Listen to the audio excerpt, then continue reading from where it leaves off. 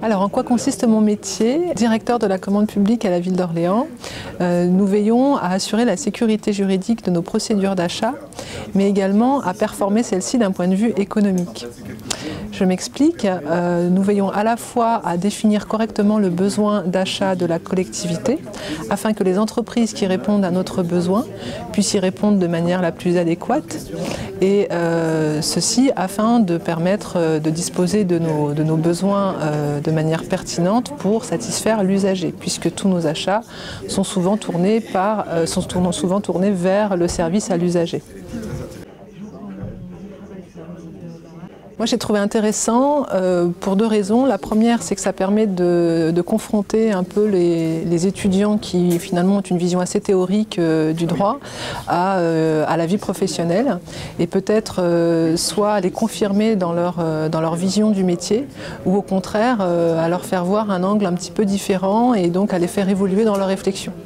Et à titre personnel, ça m'a également enrichi parce que on voit bien que de plus en plus ces jeunes ont une réflexion anticipée, ils maturent de manière plus anticipée leur vie future en fait dans la vie active.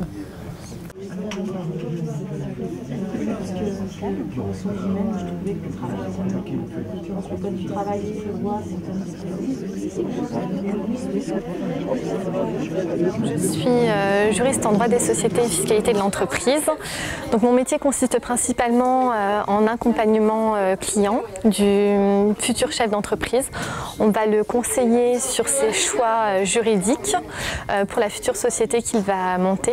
Nous travaillons en collaboration avec des conseillers économiques qui font des études de marché pour voir si le projet est viable. Il y a aussi des conseillers en gestion du patrimoine pour protéger au maximum l'intérêt du client. Une fois que le projet est bien mûr, nous conseillons aussi le futur créateur dans les choix fiscaux pour sa société, pour qu'il paye bien sûr le moins d'impôts possible. Et donc le but est vraiment que le futur créateur d'entreprise se décharge entièrement sur nous pour la création de sa société. C'était très enrichissant, c'est valorisant de parler de son métier, je trouve, et d'autant que j'ai été une ancienne étudiante de la fac. Et on a envie aussi d'aider les étudiants dans leurs choix et de leur donner la possibilité de faire des stages. Enfin voilà, c'est vraiment enrichissant. Merci.